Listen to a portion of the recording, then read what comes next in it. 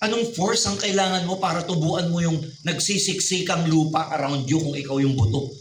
Kung ikaw yung buto, hindi naman hangin yung nakapaligid sa'yo. Ang nakapaligid sa'yo, solid na soil. Para magkaroon ka ng ugat, tutulak mo yung mga lintik na yan. Ito malupit. Dalawa tinutulak mo, pababa at pataas. Pababa, ugat. Pataas, yung stem, yung sanga mo. Dalawa binubutas mo. Kaya akala nyo ba yung buto ang sarap ng buhay? Hindi, kung ikaw yung buto. Gabi-gabi, oh. Gabi-gabi tinutulak mo yung dalawa, tinutulak mo.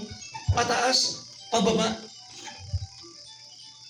Pero ito maganda, pag napagtyagaan mo, tutubo ka na maganda, it's just a matter of time, at mamumunga ka sa tamang panahon.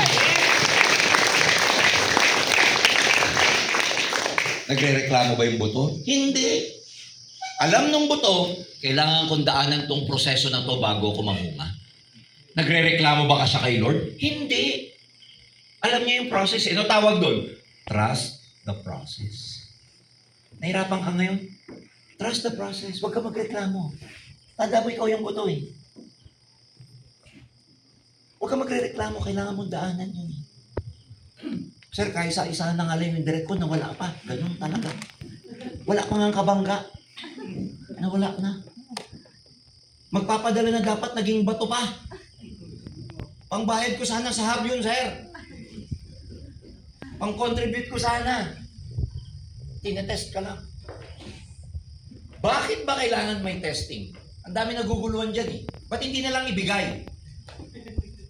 Ba't ganun, Lord? Di ba na ibigay? Ba't may, sabi ng mga trainer, test pa. Ba't kailangan i-test? Para malaman kung deserve mo na. Ba't ka magte-test pag grade 1 ka? Para malaman kung ready ka na sa grade 2. Bakit kailangan pagka ikaw ay grade 6, mag-high school exam ka? Para makita kung ready ka na. Kasi pag hindi ka ready at pinromote ka, babagsak ka din. Pinromote ka, hindi ready character mo. Pinromote ka, angkatin ang kamay mo. Pinromote ka, pangit ng ugali mo. Pagdating ng pera, do you think? Lalago? Pagdating ng success, lalago? Hindi ka ready. Itetest ka muna. Kailangan mo nung test, hindi pwedeng hindi. Gusto mo ng 1 million naman? Ipasa mo muna yung exam ng 1 million naman para pag 1 million naman, pagdating ni 1 million, ready ka, kaya mong palaguin, kaya mong paramihin, at kaya mong hawakan yung 1 million. Nagets niyo ako? Kaya may test. Paano dadating yung 1 million? Ang dali lang ng workshop nyo kanina, reklamo ka na agad.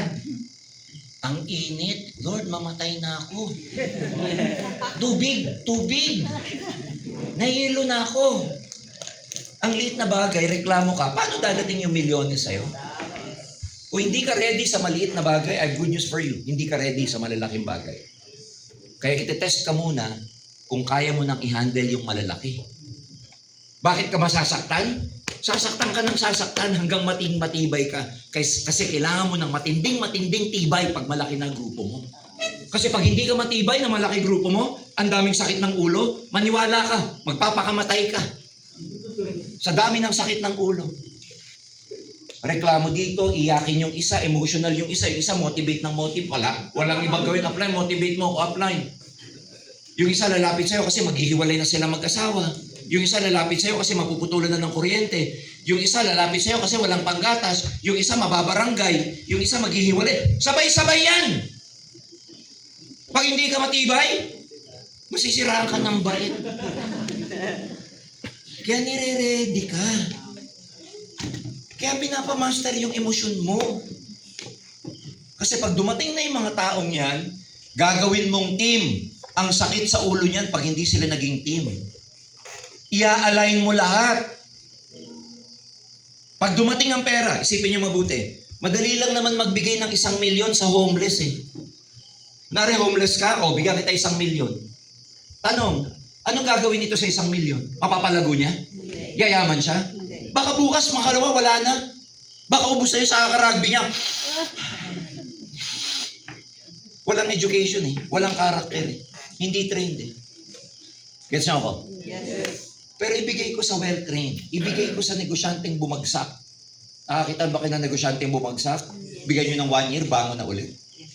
Alam nyo ba si Donald Trump, bago maging bilyonaryo yan ng gusto, nakapagmana yan sa pamilya nila, real estate magnate ang tatay niyan eh. Kaya lang, nagkaroon ng recession sa Amerika, bilyonaryo siya, nung nawala lahat ng property niya, alam nyo, negative siya ng $1.6 billion during the 1980s. May utang pa. Pero bigyan nyo ng ilang taon, nakabangon. Bakit? Ano yung meron siya? Skills, knowledge, character. Kaya wala yan sa pera. Nasa character yan. Madami kayong pagdadaanan. Pero importante, uulitin ko, may time and patience ka. So pagkatiwalaan nyo lang yung proseso, pagkatiwalaan nyo yung team nyo, pagkatiwalaan nyo yung mga coaches nyo, but more importantly, dapat kaya kang pagkatiwalaan ng nasasakupan.